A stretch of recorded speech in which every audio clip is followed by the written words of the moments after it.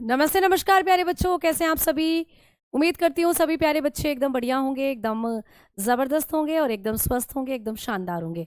तो मैं भावना भाटी आप सभी प्यारे साथियों का स्वागत कर रही हूँ आपके अपने प्यारे से परिवार रोजगार विद अंकित में। तो जल्दी से सभी बच्चे क्लास के साथ जुड़ जाइए और फिर हम अपनी क्लास को शुरू कर रहे हैं। एक बार बता दो सभी, आवाज़ सभी तक पहुँच रही है भाई मेरी? क्या सभी बच्चे मुझे सुन पा रहे हैं? जल्दी से बताएं। Good afternoon to all.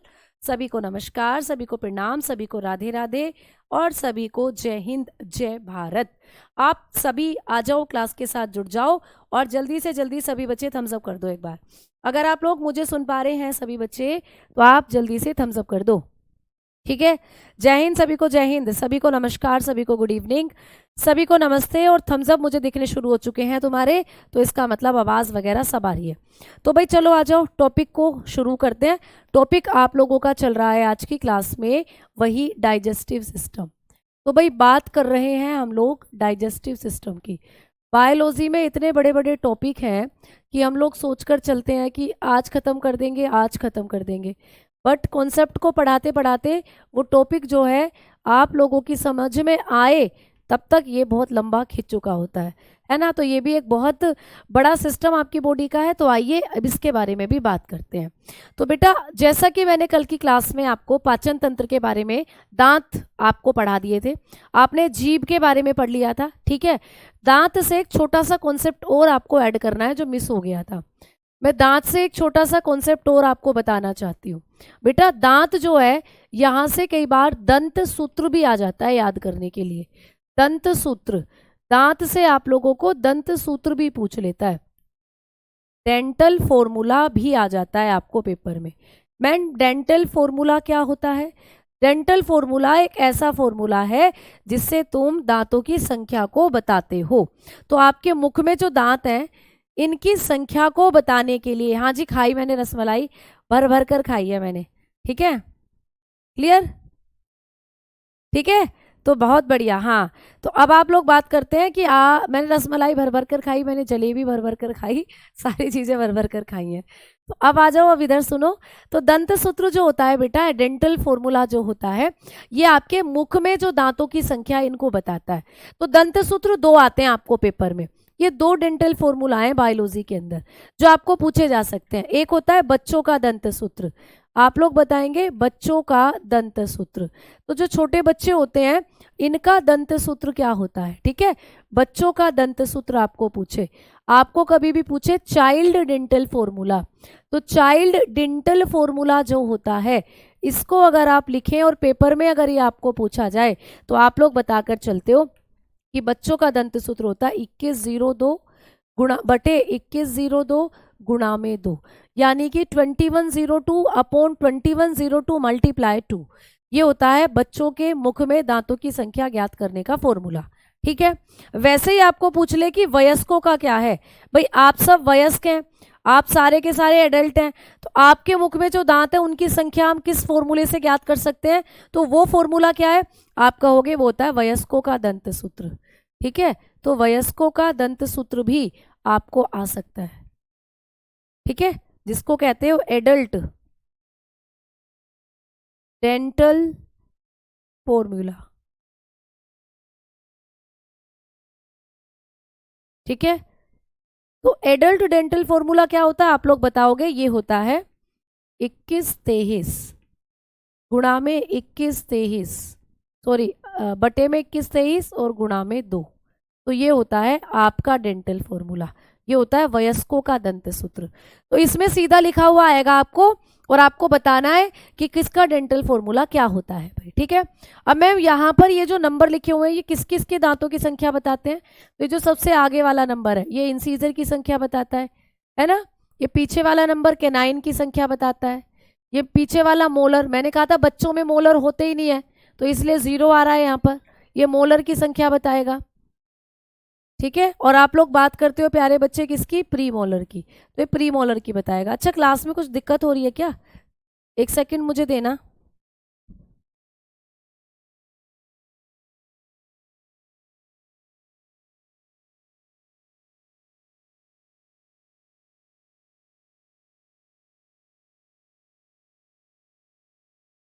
हाँ, कोई दिक्कत थोड़ी हो रही है आप लोगों को? चलो क्लियर। चलो अब आगे चलते हैं, आगे बढ़ते हैं। बिल्कुल सही है, कोई बात नहीं, आ जाओ। अब आगे बढ़ेंगे तो ये डेंटल फॉर्मूला आपको याद रखना है, तो ऐसे करके आप दांतों की संख्या बता सकते हो। अब हमने कल की क्लास में अपने मुख के अंदर जीभ को पढ़ लिया था, दांत को पढ़ लिया। आ जाओ अब बात करते हैं लार की। अब बात करेंगे प्यारे बच्चे लार की, सलाइवा की। तो आपके मुख के अंदर जो तीसरी चीज पाई जाती है वो लार है, सलाइवा।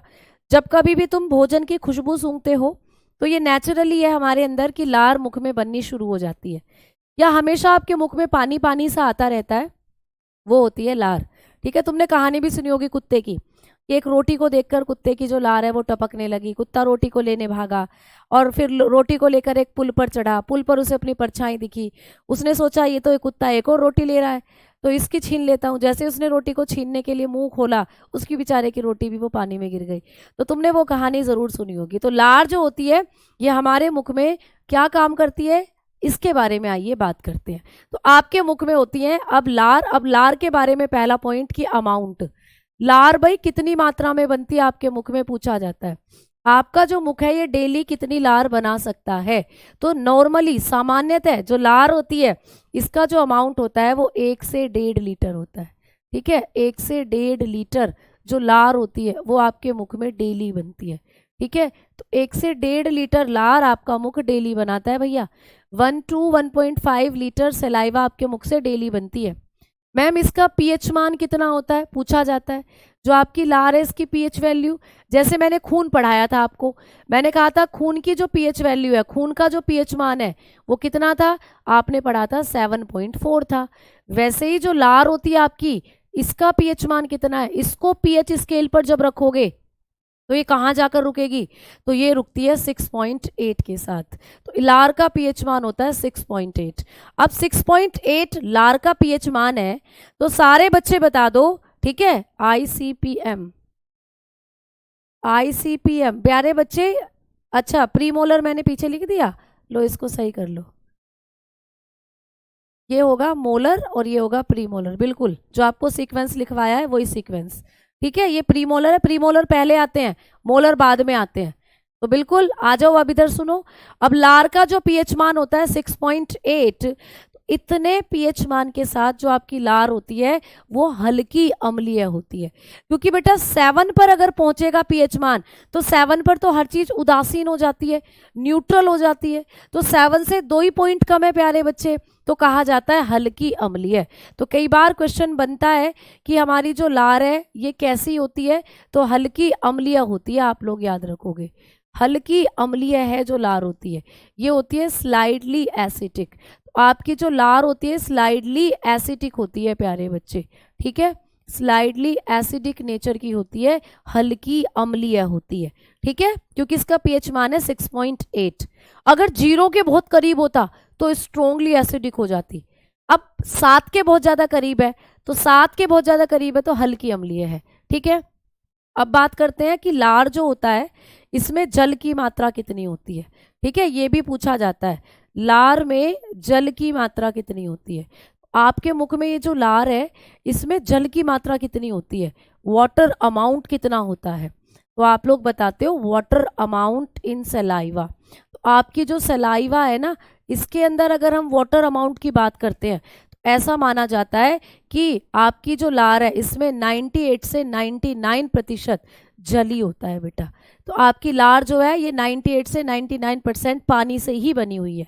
ठीक है, बाकी इसमें क्या होता है मैम, कुछ एंजाइम भी होते हैं जो अभी हम पढ़ने वाले हैं, जो अभी हम पढ़ने वाले हैं। ठीक है, अब मैम सबसे पहला प्रश्न तो ये है कि ये लार हमारे मुख में आती कहाँ से है। आपने कहा 1 से 1.5 लीटर लार डेली बन रही है। ठीक है, सीक्वेंस से चलिए मैम, बेटा सीक्वेंस के साथ ही तो चल रहे हैं, सीक्वेंस के साथ ही तो चल रहे हैं। सबसे पहले मुख पढ़ाया, मुख में दांत कंप्लीट करे।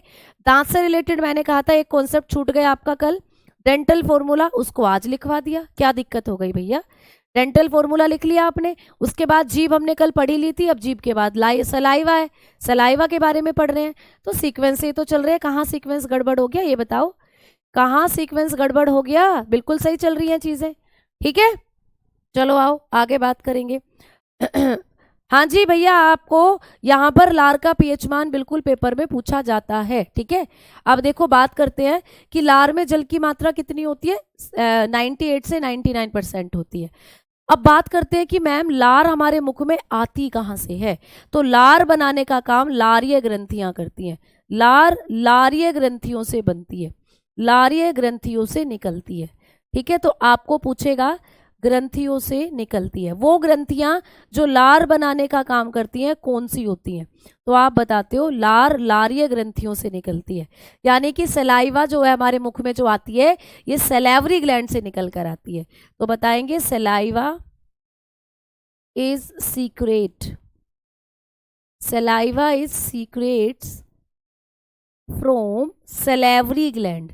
तो बेटा आपके मुख में जो लार होती है वो सैलिवरी ग्लैंड से निकलती है। सैलिवरी ग्लैंड्स मैम ये क्या होती हैं, ये छोटी छोटी नलिकाएं होती हैं बेटा, छोटी छोटी नलिकाएं जो आपके मुख से ऐसे ऐसे कान के पीछे से आकर आपके मुख में खुलती हैं। जीभ को उठाकर देखना ऐसे, यहाँ दिखेगी तुम्हें छोटी छोटी ट्यूब, आपके जबड़े से निकलती है छोटी छोटी ट्यूब, ये होती है सैलिवरी ग्लैंड। तो लार जो आपके मुख में आती है ये कहाँ से आती है, आप कहोगे लार लार ग्रंथियों से निकलती है। अब मैम ये लार ग्रंथियां कितनी होती हैं, तो प्यारे साथियों ये लार ग्रंथियां 3 प्रकार की होती हैं। आपके मुख में लार ग्रंथियां कितनी होती हैं, 3 टाइप्स की होती हैं सैलिवरी ग्लैंड। कौन कौन सी होवत हैं, हमें बतावत मैडम जी जल्दी जल्दी। ठीक है, क्लास रुक रही है, मेरे सामने तो चल रही है बिल्कुल सही, क्लास नहीं रुक रही है। अब बात करते हैं लार ग्रंथियों की। तो लार ग्रंथियां आपके मुख में 3 तरीके की होती हैं। कौन कौन सी होती हैं, तो भैया आ जाओ तुम्हें पढ़ा दूं लार ग्रंथियां, ठीक है। तुम्हें दिखा देती हूँ मैं लार ग्रंथियां कौन कौन सी होती हैं। तो ये तुम्हारा मुंह है, समझ लो ये तुम्हारा मुंह है, ठीक है। अब इस मुंह के अंदर जो लार ग्रंथियां 3 है, तो पहले लिख लो लार ग्रंथियां जो होती हैं। लार ग्रंथि कितने प्रकार की होती हैं भाई, 3। सैलिवरी ग्लैंड जो होती हैं आपके मुख में 3 होती हैं। मैम कौन कौन सी, तो आइए लिखते हैं कौन कौन सी होती हैं।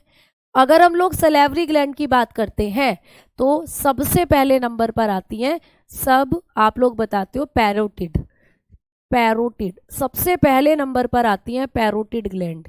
पैरोटिड ग्लैंड का आपको पूछेगा कि पैरोटिड जो है ये किस प्रकार की ग्रंथि है, आपने कहा लार ग्रंथि है। कहाँ से निकलती है, तुम्हारे कान के पीछे से आती है, इसीलिए इनको कह देते हैं हम अधोकर्ण, इनको कह देते हैं अधोकर्ण ग्रंथि है ये, अधोकर्ण ग्रंथि, ठीक है भैया। कहाँ से आती हैं, इनके बारे में अगर हम पढ़ें तो आपके कान के पीछे से निकलती हैं। कहाँ से, कान के पीछे से निकलती हैं। तो कौन सी लार ग्रंथि है जो कान के पीछे से निकलती है, बताओ फटाफट। पेपर में क्वेश्चन आएगा कि कौन सी लार ग्रंथि कान के पीछे से निकलती है, तो आप कहना पैरोटिड। तो पहले नंबर पर आती है पैरोटिड जो कि आपके कान के पीछे से निकलती है, इसीलिए इसको कह देते हैं अधोकर्ण, ठीक है। तो ये निकलती है बिहाइंड द ईयर, आपका जो ईयर होता है बिहाइंड द ईयर, ये आपके कान के पीछे से निकलती है। पहला पॉइंट तो इसके बारे में ये रहा। मैम दूसरा बेटा ये आपकी सबसे बड़ी लार ग्रंथि है, लार ग्रंथि। कभी भी आपको पूछे कि हमारे शरीर में लार ग्रंथि 3 है, इन तीनों में सबसे बड़ी कौन सी है, तो सबसे बड़ी biggest salivary gland is parotid. तो ये जो पैरोटिड होती है अधोकर्ण, ये सबसे बड़ी लार ग्रंथि है, इस पॉइंट को भी याद रखना। तो लिखोगे सबसे बड़ी लार ग्रंथि है, सबसे बड़ी लार ग्रंथि है ये, ठीक है ना। बताओ सबसे बड़ी लार ग्रंथि है, बिगेस्ट सैलिवरी ग्लैंड है, बिगेस्ट सैलिवरी ग्लैंड। तो हमने 3 लार ग्रंथियां पढ़नी है और आपने पहले बच्चा सबसे पहली वाली जो है वो पढ़ ली है पैरोटिड, जो आपको दिख रही है यहाँ देखो, ये रही पैरोटिड, ये पैरोटिड सैलिवरी ग्लैंड है, ये रही पैरोटिड। जो आपका कान, ये आपका कान है, देखो ये आपका कान है, तो कान के पीछे से निकलती है पैरोटिड सैलिवरी ग्लैंड, ये जो होती है आप लोगों की सैलिवरी ग्लैंड। पैरोटिड जो है पहले नंबर की लार ग्रंथि, ये सबसे बड़ी होती है, ये पहले नंबर की लार ग्रंथि है, सबसे बड़ी है और कान के पीछे से निकलती है, याद रखना, ठीक है। चलो दूसरे नंबर की कौन सी होती है, दूसरी हम यहाँ लिख देते हैं, दूसरी हम यहाँ लिख देते हैं। दूसरी लार ग्रंथि होती है सबलिंगुअल। कौन सी होती है मैडम? यहाँ जगह कम है, मैं यहीं लिखवा देती हूँ दूसरा स्लाइड लेकर, फिर यहाँ पिक्चर में दिखा दूंगी। तो जो दूसरी लार ग्रंथि होती है वो होती है सबलिंगुअल।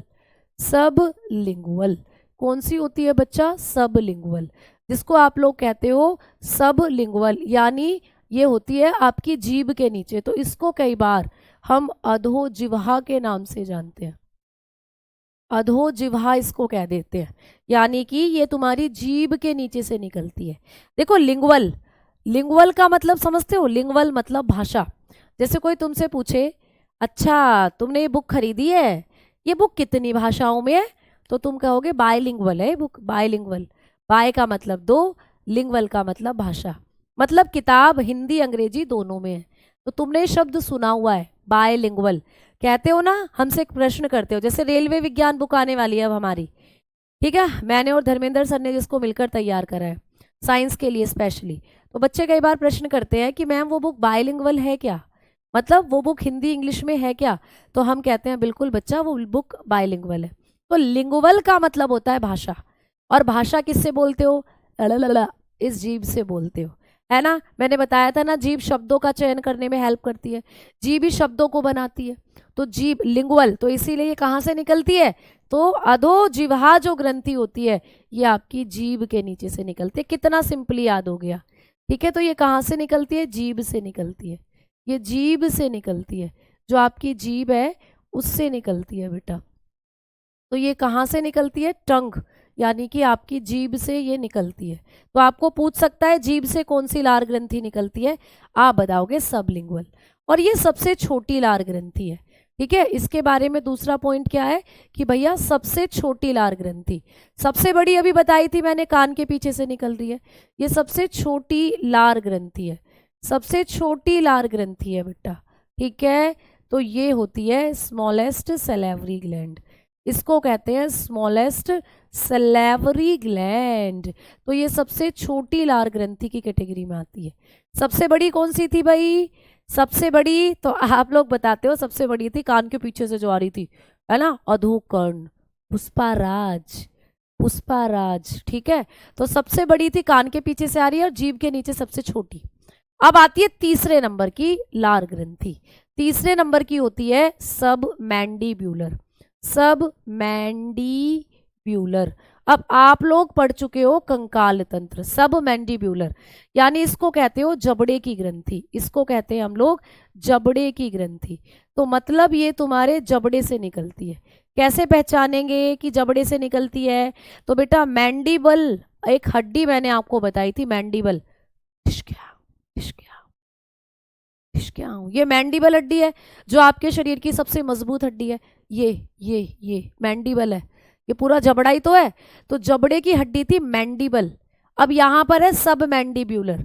तो मैंडीबल और मैंडीब्यूलर सेम सा ही नाम है, तो दैट्स मीन ये यहाँ से निकलती है जबड़े से, ये जबड़े से निकलती है, आपके मुंह के अंदर खुलती है और लार ग्रंथि बनाती है, ये एक लार ग्रंथि है। तो ये जबड़े की लार ग्रंथि होती है। तो सब मैंडीब्यूलर कहाँ से निकलती है? तो आप बताओगे जबड़े से निकलती है, ये जबड़े से निकलती है, बस इसके बारे में ये पढ़ना है, ठीक है। तो ये कहाँ से निकलती है? जबड़े से। क्वेश्चन ऐसे आ जाएगा कि कौन सी लार ग्रंथि जबड़े से निकलती है? जबड़े की लार ग्रंथि को क्या कहते हैं? सब मैंडीब्यूलर कहते हैं, ठीक है। तो आप बताओगे, आप लोग बताओगे कि ये कहाँ से, ये कहाँ होती है? आपकी जो लाइन पर प्रेजेंट होती है, जो लाइन यानी कि आपके जबड़े पर ये जो पूरा एरिया है यहाँ पर होती है, यहाँ से निकलती है ये, ठीक है ना। समझ में आ गई बात? चलो भैया ये हो गया। तो ये तीन लार ग्रंथियां हो गई आपकी। अब आपकी सबसे पहली तो पैरोटिड थी जो आपके कान के पीछे से निकलती थी मैम। दूसरे नंबर पर थी सबलिंगुअल, देखो ये रही सबलिंगुअल, जो आपकी जीभ होती है, ये जीभ के नीचे से आपकी निकलती है, ठीक है। और सब मैंडीब्यूलर, सब मैंडीब्यूलर जो होती है ये तीसरी होती है, जो आपके जबड़े से निकलती है, जो आपके जबड़े से निकलती है। तो ये तीन होती हैं प्यारे बच्चे आपकी ग्रंथियां, सब पैरोटिड हो गई, सबलिंगुअल हो गई और सब मैंडीब्यूलर हो गई, ठीक है। ये आपकी तीन यहाँ कहाँ कहाँ से निकलती हैं ये आपने पढ़ा, और ये तीनों की तीनों आपके मुख में लार लेकर जाती हैं। अब बात करते हैं कि मैम जो लार होती है इसमें कौन कौन से एंजाइम होते हैं। तो हेडिंग डालेंगे लारिये एंजाइम, अब हेडिंग डालेंगे लारिये एंजाइम। मैंने आपको बताया था कि हमारी जो लार होती है इसमें कुछ एंजाइम भी होते हैं, तो हेडिंग डालेंगे सेलेवरी एंजाइम, सेलेवरी एंजाइम्स। तो प्यारे बच्चों, आपका खाना जब आप खाते हो, उस खाने का जो पाचन है वो बताओ फटाफट कहाँ से शुरू हो जाता है? सारे बच्चे बताओ कमेंट सेक्शन में। जब आप खाना खाते हो तो खाने का जो पाचन है वो कहाँ से शुरू हो जाता है? बताओ, खाने का पाचन कहाँ से शुरू हो जाता है? बेटा टॉन्सिल्स यहाँ पर होते हैं, ये हाँ, जो पैरोटिड होती हैं, ये आपकी जो आपके कान के पीछे से आ रही हैं ऐसे ऐसे, ये आप लोगों की टॉन्सिल्स भी बनाती हैं। टॉन्सिल्स मतलब यही है, टॉन्सिल्स ऐसा समझ लो। एक बीमारी होती है जो आपको पढ़ना है, कनफेड़ा गलफेड़ा नाम की बीमारी, वो पढ़ाऊंगी जब बीमारियां वहां बताऊंगी इस बात को। अभी आप इतना याद रखो कि आप लोगों के शरीर के अंदर जो ये जो लार होती है ये कहाँ बनती है? मुख में बनती है। और मैंने कहा था पाचन कहाँ से शुरू हो जाता है? मुख से। बिल्कुल सही बात, सारे बच्चे बता रहे हैं माउथ से, माउथ से, माउथ से, मुख से, मुख से। तो ये जो मुख होता है इसमें पाचन कैसे होता है? क्योंकि इसमें दांत थे, आपने पढ़ लिया, दांत खाने को कुचल रहे थे। अब दूसरा चीज इसमें है, इसके अंदर है लार, सलाइवा। तो सलाइवा कैसे पाचन कर रही है? क्योंकि सलाइवा में पाए जाते हैं कुछ एंजाइम। मैम ये कौन कौन से एंजाइम है जो हमारी सलाइवा में होते हैं? तो आ जाओ बात करते हैं। आपकी जो सलाइवा है इसमें 2 एंजाइम होते हैं। कौन कौन से? एक होता है भैया लाइसोजाइम, लाइसोजाइम, ठीक है, लाइसोजाइम। एक होता है लाइसोजाइम। आपको पूछेगा कि लाइसो जो जाइम होता है, लाइसोजाइम ये एक एंजाइम है जो कहाँ होता है? हमारी लार में। केवल लार में होता है? नहीं, अभी बताऊंगी कहाँ होता है। पहले आपने पढ़ा कि एक तो आपकी लार के अंदर होता है लाइसोजाइम, दूसरा होता है एमाइलेज, जिसको कहते हो आप लोग सेलेवरी एमाइलेज। दूसरा जो होता है वो होता है सेलेवरी एमाइलेज, सेलेवरी एमाइलेज। दूसरा एंजाइम होता है आपकी लार में जिसको कहते हैं लारिये एमाइलेज, लारिये एमाइलेज, जिसको कहते हैं लारिये एमाइलेज। क्या मैम इस लारिये एमाइलेज का एक और नाम है?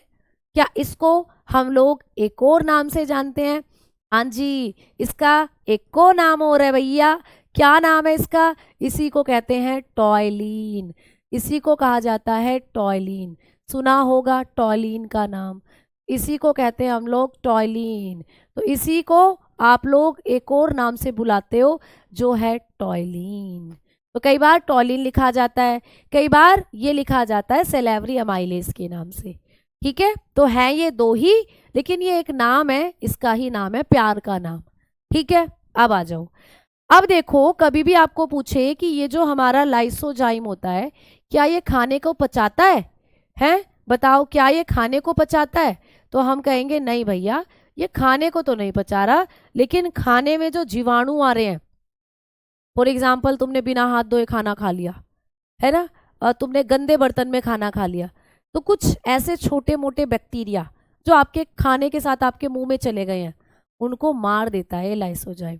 तो इसका काम होता है जीवाणु को मारना, इसका क्या काम होता है? जीवाणु मारना।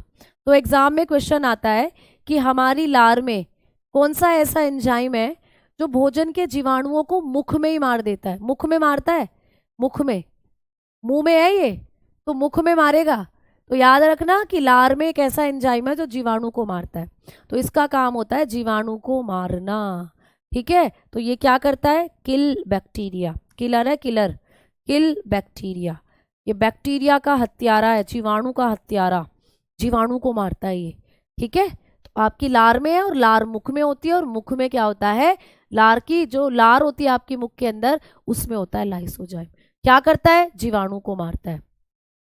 अच्छा मैम ये कहीं और भी होता है क्या? तो हाँ जी भैया, ये आपके शरीर में, आपकी आंखों में भी होता है, ठीक है, आपकी आंसुओं में होता है, ऐसा समझो, आपके आंसुओं में भी पाया जाता है, आंसू, टीयर, ठीक है। तेरी याद में ना जाने कितने आंसू गिरे, तेरी याद में, है ना। तो तुमने सुना होगा हिमेश रेशमिया का वो गाना, कितने मेरे आंसू गिरे ना मैंने गिना, तेरे बिना, तेरे बिना, तेरे बिना। तो आंसू कभी कभी गिराया करो, अच्छा रहता है, ठीक है। आंसू जब आप लोग गिराते हो तो प्यारे बच्चे आपके आंसुओं में होता है क्या? लाइसोजाइम। कई बार जब हम रोते हैं, रोते रोते आंसू भी निकलते हैं, नोजी भी निकल आती है, और लड़कियां जब रोती हैं तो मतलब आंसू भी वो खा जाती हैं, पी जाती हैं। तो आंसुओं का टेस्ट कैसा होता है बताना? आंसुओं का टेस्ट होता है नमकीन, है ना, नमकीन। तो प्यारे बच्चे, जो नमकीन होते हैं आंसू, उनमें होता है नमक, NaCl, है ना, बिल्कुल। तो आंसू जो होते हैं उनमें लाइसोजाइम भी होता है, जो आपकी आंखों की सफाई करता है। मैंने बहुत बार समझाने की कोशिश करी आपको कि तुमने बहुत बार ऐसा देखा होगा कि जो लड़का होता है वो लड़कियों की आंखों में डूब जाते हैं, लड़के लड़कियों की आंखों में डूब जाते हैं, लेकिन ऐसा बहुत कम होता है कि लड़कियां लड़कों की आंखों में डूब रही हैं। ऐसा क्यों होता है? ऐसा इसलिए क्योंकि लड़कियों का काम है रोना। लड़कियां रो रो कर अपनी आंखों को जीवाणु मुक्त बनाए रखती हैं। लड़कियों की आंखों में बैक्टीरिया रहते ही नहीं है, क्योंकि भैया इतना रोती हैं, लाइसोजाइम जो है साफ करता रहता है बैक्टीरिया को। लेकिन लड़के बेचारे अपने आप को कभी रोता देख ही नहीं सकते, तो वो क्या सोचते हैं कि हम रोएंगे तो मर्द को दर्द हो जाएगा, कोई ऐसा कह देगा। तो भैया लड़कों की आंखों में जीवाणु भरे पड़े हैं। अब जब जीवाणु ही भरे पड़े हैं तो कैसे कोई लड़की तुम्हारी आंखों में डूबेगी? अपनी आंखों को साफ तो करो पहले, रो पहले जाकर, ठीक है।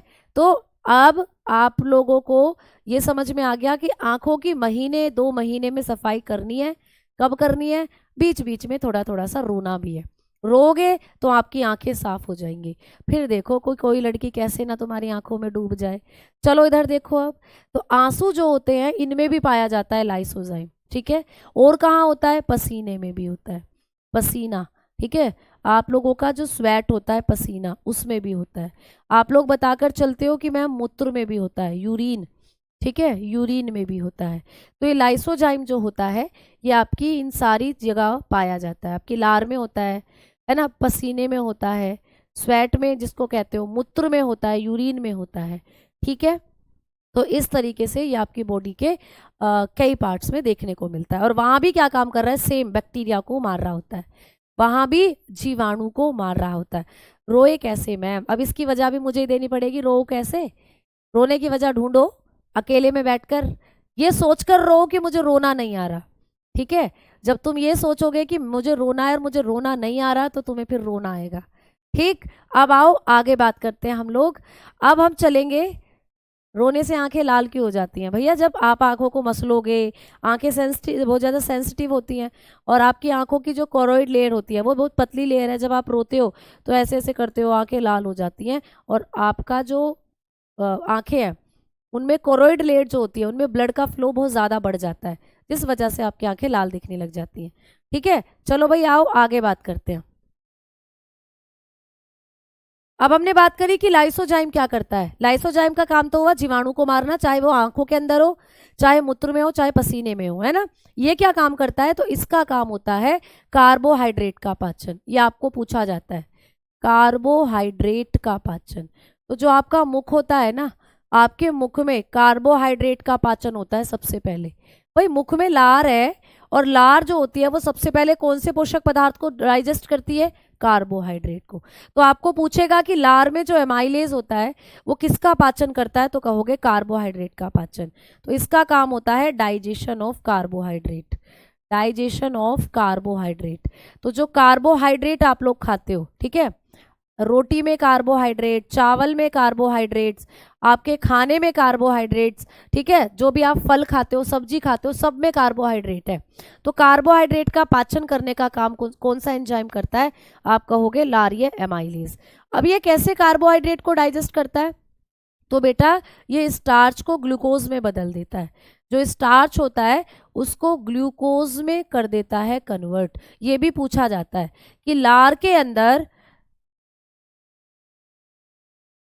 के अंदर जो स्टार्च होता है प्यारे बच्चे, जिसको कहते हो मंड, कई बार इसको ग्लूकोज में कन्वर्ट करने का काम कौन करता है? इसको ग्लूकोज में कन्वर्ट करने का जो काम करता है वो करता है आपका लाइसोजाइम। आप लोग बताकर चलते हो कि हमारी लार में, जब मान लो तुमने रोटी खाई, रोटी में था स्टार्च, स्टार्च को जैसे तुमने चबाया, रोटी को धीरे धीरे नाम नाम नाम, उसमें मिल गया लार, लार मिली तो लार में था सैलेवरी अमाइलेज। अब ये क्या करेगा?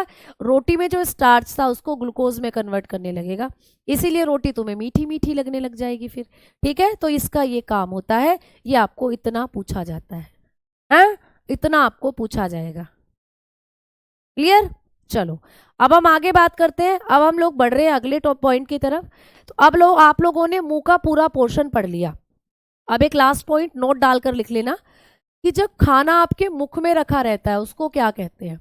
आपको पेपर में क्वेश्चन आ जाएगा कि जब खाना हम चबाते हैं और उसको अपने मुंह में रखते हैं उस खाने को क्या कहते हैं। उसको कहते हैं बोलस। तो मुख में भोजन बोलस कहलाता है। ठीक है, मुख में रखा भोजन, मुख में रखा भोजन क्या कहलाता है भैया? बोलस कहलाता है। ठीक है, लुगदी हिंदी में कहते हैं जिसको। अरे यार ये पेन भी ना, क्या कहते हैं प्यारे बच्चे? लुगदी कहलाता है। तो आपका जो खाना मुख में रखा रहता है उसको आप लोग लुगदी कहते हो। लुगदी पूछा जाएगा लुगदी क्या है? ऐसा खाना जो तुम्हारे मुंह में है उसको आप चबा रहे हो, नाउ नाउ, जो पूरा मिक्सचर बन गया आपके मुंह में, वो लुगदी है। तो लिखोगे food present in mouth cold bolus. तो भाई उसको कहते हैं हम लोग बोलस। तो ये क्वेश्चन आपको पूछ लेता है पेपर में कि बोलस क्या है। तो बोलस ऐसा खाना है जो तुम्हारे मुंह में रखा रहता है, उसको कहते हैं भाई बोलस। कहाँ गई बोलस? तो जब आप लोगों का मुंह होता है उसके अंदर जो आप कोई खाना रखते हो उसको बेसिकली हम बोलस के नाम से जानते हैं। जैसे ये भाई साहब है, अगर मैं इनको कहूँ खाना खा ले बेटा, खा ले, थोड़ा सा खा ले भाई खाना, तो मैंने इसको ये रोटी दी, मैंने कहा खा ले इस रोटी को, ये कह रहा है नहीं खाऊंगा। मैंने मुंह खोला और उसके मुंह में डाल दी रोटी। अब इसने चबाया, इसको रोटी को चबाना तो पड़ेगा ही भाई इसे। इसने जब चबाया तो जो इसके मुंह में जो मिक्सचर बना, इसके मुंह के अंदर ये जो मिक्सचर रखा हुआ है इसी को कहते हैं बोलस। इसी को कहा जाता है बोलस यानी लुगदी। तो आपके मुंह के अंदर रखा हुआ जो भोजन होता है उसको कहते हैं बोलस यानी लुगदी। ठीक है, लुगदी बनाना पेट का काम है भैया। पेट में तो काइम बनेगा, काइम, पेट में बनेगा काइम।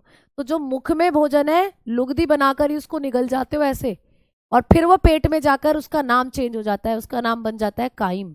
ठीक है, तो आ जाओ अब आप लोगों की बात करते हैं अगले पॉइंट की, जो है फूड पाइप या भोजन नलिका। लेकिन उससे पहले यहाँ पर एक संरचना दिख रही है, एपिग्लोटिस। एपिग्लोटिस जिसको आप बोलते हो, दिख रहा है लिखा हुआ एपिग्लोटिस। ये क्या होता है भाई? एपिग्लोटिस। एपिग्लोटिस जो होता है इसको आप घाटी कहते हो, घाटी। ये घाटी है प्यारे बच्चे। ठीक है मैम, ये क्या काम करती है? तो ये एक ढक्कन के जैसी संरचना, यहाँ पे ढक्कन। ढक्कन क्या काम करता है भाई? तुम्हारी एक बोतल है, बोतल के ऊपर ढक्कन है, आपने ढक्कन खोल दिया तो बोतल के अंदर कुछ भी डाल दो, आपने ढक्कन लगा दिया तो बोतल के अंदर ना कुछ जाएगा ना बोतल से बाहर कुछ आएगा। तो ये एक ढक्कन नुमा स्ट्रक्चर होता है यहाँ पर एपिग्लोटिस जो है आपका। ये जो आप लोगों की खाने वाली नलिका जा रही है बेटा, ये खाने वाली नलिका जा रही है ना, जहाँ से खाना आपके पेट में जाएगा, और इसी के आगे की तरफ होती है प्यारे बच्चे ये ढक्कन नुमा संरचना। ठीक है, यानी कि यहीं से जुड़ी हुई है आप लोगों की श्वसन नलिका।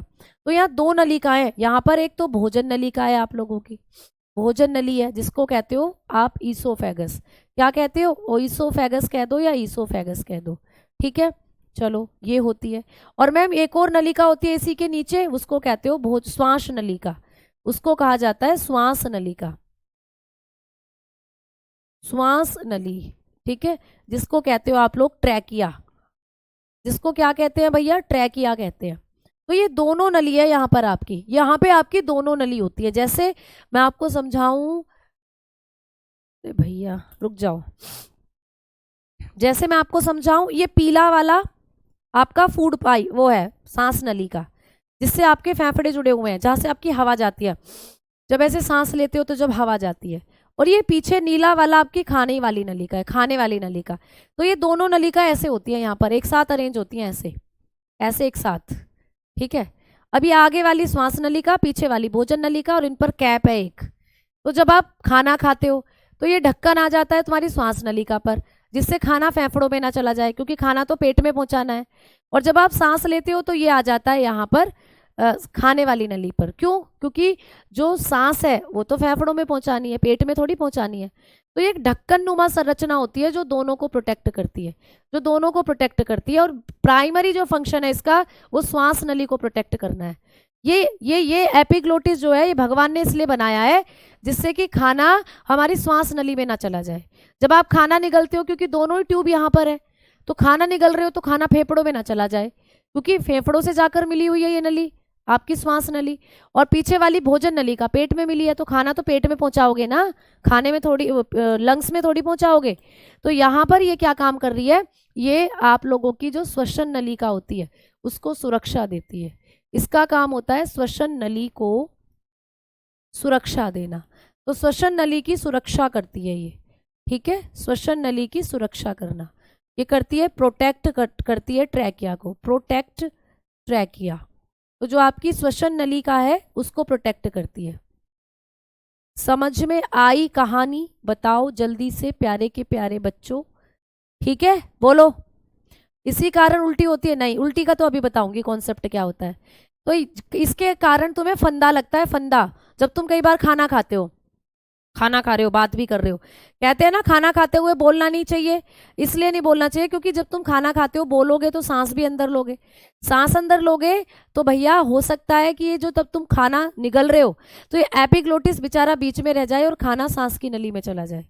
तो इसीलिए बोलते बोलते जब खाना खाते हैं तो कई बार फंदा लग जाता है, तो ये बीच में रह जाता है और खाना सांस वाली नली में चला जाता है, फिर तुम्हें सांस ही आना बंद हो जाता है, कई बार तो लोग मर जाते हैं, है ना। तो ये खाना खाते समय बोलना नहीं चाहिए, हमें चुप खाना चाहिए। अगर बोलोगे खाना खाते हुए तो सांस लोगे, सांस लोगे तो सांस जो होता है उस बार ये जो एपिग्लोटिस है ये प्रोटेक्ट नहीं कर पाता सांस वाली नलिका को, क्योंकि सांस नली वाली नलिका उगड़ी रहेगी, क्योंकि सांस तो वहां पहुंचाना है, फेफड़ों में पहुंचानी है हवा, तो वो ओपन रह जाती है और खाना जो होता है वो एपिग्लोटिस में, ये जो आप लोगों की सांस वाली नलिका है इसमें चला जाता है। ये दिक्कत होती है बेटा, ठीक है बेटा। बुक जो आएगी उसके बारे में आपको पूरी इन्फॉर्मेशन जो है सर वीडियो के माध्यम से बता देंगे।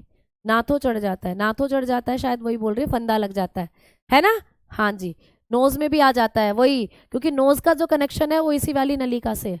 खांसते खांसते नाक में को निकल आता है खाना, सांस भी नहीं आता, फिर ऐसे ऐसे धक्का मारते हैं ना, वो यही प्रोटेक्ट करता है इन सब चीजों से आपको एपिग्लोटिस। चलिए आइए अब हम बात करते हैं भोजन नलिका की। एपिग्लोटिस के बाद अब हेडिंग डालेंगे भोजन नली का, भोजन नली, हेडिंग डालेंगे भोजन नली, ठीक है, जिसको आप लोग ग्रास नली के नाम से भी जानते हो, ग्रास नली भी इसी को कहते हैं, भोजन नली, ग्रास नली, ठीक है, यानी ओइसोफेगस, इसको आप लोग ओइसोफेगस भी बोलते हो। इसकी दो स्पेलिंग होती है, ओइसोफेगस ऐसे भी बोल सकते हो, ठीक है। तो ये दोनों तरीके से लिखा मिलता है आप लोगों को, और नॉर्मली इसको आप फूड पाइप भी कहते हो, फूड पाइप। तो देखो कितने सारे नाम है इसके, इसी को भोजन नलिका कहते हो, इसी को ग्रास नली कहते हो, इसी को ईसोफेगस, इसी को ईसोफेगस कहते हो। तो ये सारे नाम एक ही चीज़ के हैं प्यारे बच्चे, ठीक है, ये सारे के सारे नाम एक ही चीज़ के हैं। जैसे आप इस डायग्राम को देखो तो ये रही आप लोगों की ईसोफेगस, ठीक है, ये रही आपकी ईसोफेगस। तो ये पूरी नलिका होती है जिसके जरिए खाना पेट में जाता है, तो तुम्हारे पेट तक मिली हुई होती है ये, ऐसे देखो, ये रही देखो दूसरी स्पेलिंग इसकी ओइसोफेगस, ठीक है। तो ईसोफेगस, ओइसोफेगस कुछ भी है, लेकिन आप याद रखोगे इसको आप लोग ग्रास नली कहते हो या इसको आप भोजन नली कहते हो, ठीक है। तो ये जो भोजन नली है इसकी लंबाई कितनी होती है, तो इसकी लंबाई के बारे में भी बात करेंगे, और ये क्या काम करती है। देखो ये पेट से मिलती है जाकर, ऐसे खाने को पेट में ले जाकर गिरती है, ऐसे एक ट्यूब है और ये आपके खाने को पेट में ले जाकर गिरती है, ठीक। तो आओ अब बात करते हैं हम लोग फूड पाइप की। तो भाई सबसे पहले इसकी लंबाई आपको पूछेगा, सबसे पहले हम लोग बात करते हैं कि इसकी लेंथ कितनी होती है, लंबाई। तो इसकी जो लेंथ होती है प्यारे प्यारे राज दुलारे बाल को, इसकी जो लंबाई है वो होती है 25 सेंटीमीटर। ये कितनी होती है, 25 सेंटीमीटर लंबी होती है, 25 सेंटीमीटर लंबी है नलिका। क्या काम करत है, क्या काम करत है, कोनो काम करत है, तो ये करती है खाने को मुख से, जो मुख में जो खाना है उसको आपने निगल लिया, धीरे धीरे खाने को ले जाएगी तुम्हारे पेट में। तो इसका काम होता है भोजन को आमाशय में गिराना, भोजन को आमाशय में गिराना। आमाशय होता है तुम्हारा पेट, आमाशय में गिराना या आमाशय में ले जाना। तो खाने को ये क्या करती है, तुम्हारे पेट में ले जाती है। ठीक है, तो इसका काम होता है transfer food, transfer food into stomach. तुम्हारा जो स्टमक होता है उसमें गिराती है खाने को। ठीक है, तुम्हारा जो पेट होता है खाना वहां ले जाकर गिराती है। बताओ अब, सीजीएल सीपीओ बिल्कुल कर सकते हो, इससे कोई दिक्कत नहीं है। जैसा कल आप रस मलाई खाई थी वो पेट में, हाँ वैसे ही। ठीक है, तो जैसा जैसा तुम खाओ वैसा वैसा पेट में पहुंचाओ। किसके जरिए, इसी के जरिए, भोजन नली के जरिए। अब ये कैसे पेट में पहुंचाती है, कई बार तो ऐसा होता है हम लेट कर भी खाते हैं, जैसे बीमार हो जाते हैं तो ऐसे डालते हैं मुंह में खाना, है ना। तो लेट कर जब खा रहे हैं तो खाना ऐसे मुंह में डाल रहे हैं, तो यहाँ चला जाना चाहिए दिमाग में, फिर भी खाना ऐसे जाकर ऐसे पेट में जा रहा है। ऐसे क्यों हो रहा है भैया, ऐसा भी इसीलिए हो रहा है क्योंकि ये डांस करती है। ये भोजन नलिका क्या करती है, डांस करती है, डांस, नाच बेबी नाच। तो ये डांस करती है। कैसे डांस करती है, इसके अंदर बेटा एक मूवमेंट होता है, उसको कहते हैं पेरिस्टेल्सिस मूवमेंट। देखो ऐसे डांस करती है ये कर रही डांस, देखो ध्यान से। तो ये जब नाचती है तो इसके नाच को कहा जाता है पेरिस्टेल्सिस, यानी कि क्रमानुकुंचन। क्रमानुकुंचन इसको कहते हैं। ठीक है, क्रमानुकुंचन करती है बेटा, ये पेरिस्टेल्सिस मूवमेंट करती है, क्रमानुकुंचन गति होती है इसके अंदर। ये क्या करती है, जैसे कि देख लो ये तुम्हारा मुंह है, मुंह से खाना इसके अंदर आ गया। अब ये खाना है पीले पीले कलर का, ये बोलस है, बोलस मैंने बताया था ना, मुंह में खाना बोलस होता है, ये बोलस है। अब जैसे ही तुमने खाने को निगला तो खाना इसमें क्या हो जाएगा, ये डांस करने लगेगी। जब तुम अपने मुंह में खाना डालते हो ना, खाने को चबाते हो, तो बस इसे पता लग जाता है म्यूजिक बज गया और डांस शुरू, म्यूजिक बज गया और डांस शुरू। तो ये प्यारे बच्चे, ठीक है, ये क्या करने लग जाती है, ये डांस करने लगती है। ऐसे ऐसे इसमें वेव्स बनने लग जाती हैं, ऐसे ऐसे ये डांस करने लग जाती है। देखो ये बन रही वेव्स, ये बन रही। तो इसी वेव्स के जरिए खाना नीचे नीचे नीचे नीचे और फटाक से तुम्हारे पेट में जा गिरता है। तो ये पेट के अंदर गिराती है खाने को, इसमें एक गति होती है पेरिस्टेल्सिस मूवमेंट, लिखा हुआ है पेपर में आता है। ये भोजन कौन सी नलिका क्रमानुकुंचन गति द्वारा भोजन को आमाशय में गिराती है, तो आप कहते हो आपकी ईसोफेगस यानी फूड पाइप। ठीक है, अब ये खाने को पेट में गिरा देती है ले जाकर। अब ये जो आपकी भोजन नलिका होती है, इसमें क्रमानुकुंचन गति है, पेरिस्टेल्सिस मूवमेंट है, आपने लिख लिया, आपने समझ लिया। अब इसकी परतें भी पूछी जाती है कि मैम ये कितनी परतों से बनी होती है। ये जो तुम्हारी भोजन नलिका है ना, इसमें 4 परतें होती हैं। देखो ये तुम्हारी भोजन नलिका की परतें हैं, कितना अजीब सा लग रहा है ना, लेकिन इसमें होती हैं 4 परतें। इसके अंदर 4 परतें होती हैं, 4 परतें पाई जाती हैं। ठीक है, जो आपकी भोजन नलिका है इसमें कितनी परतें पाई जाती हैं, 4 लेयर्स होती हैं, 4 लेयर्स। इन लेयर्स के नाम याद रख लेना बस। ठीक है, जो तुम्हारी भोजन नलिका होती है, भोजन नलिका, ठीक है, जो तुम लोगों की भोजन नली है, ग्रास नली जिसको आप कहते हो, ईसोफेगस जिसको आप कहते हो, इसमें क्या होता है, इसमें 4 परतें होती हैं।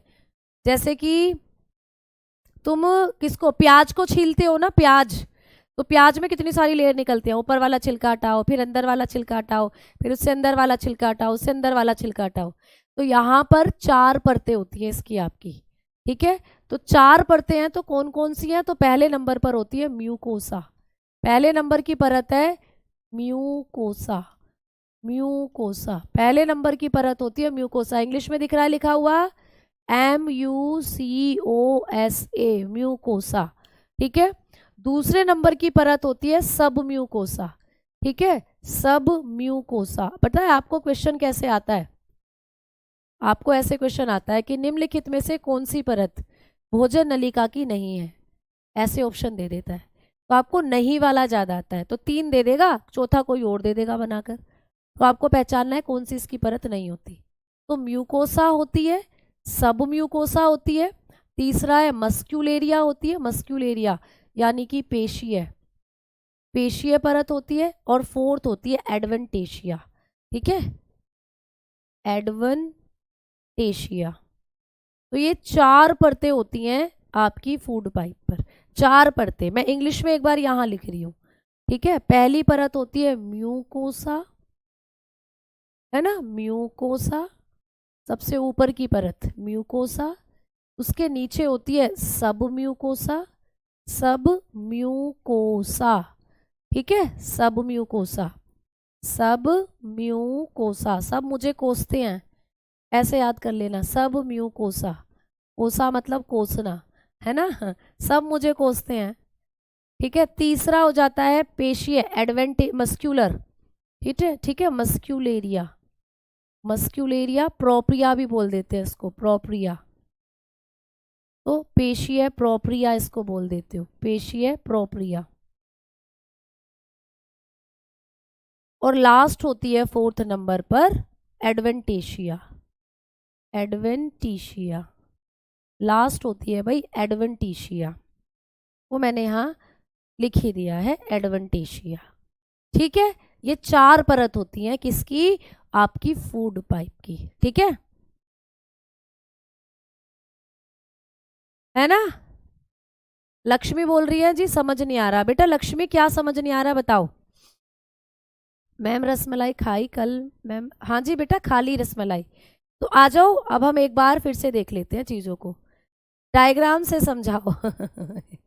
ये क्या है भैया, ये डायग्राम नहीं है क्या, ये क्या था बबुआ, ये डायग्राम नहीं था क्या, है ना, जो हमने ये दिखावा था बबुआ, ये डायग्राम नहीं था क्या।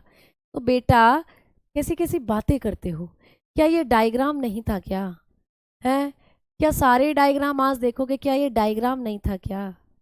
तो बच्चा कह रहा है कि डायग्राम से समझाओ। भैया अगर मैं डायग्राम से समझाऊं तो ये कौन सी चिड़िया का नाम है डायग्राम, अगर ये डायग्राम नहीं है तो बेटा कौन सी चिड़िया है जिसका नाम है डायग्राम, ये बताओ हमें, ठीक है।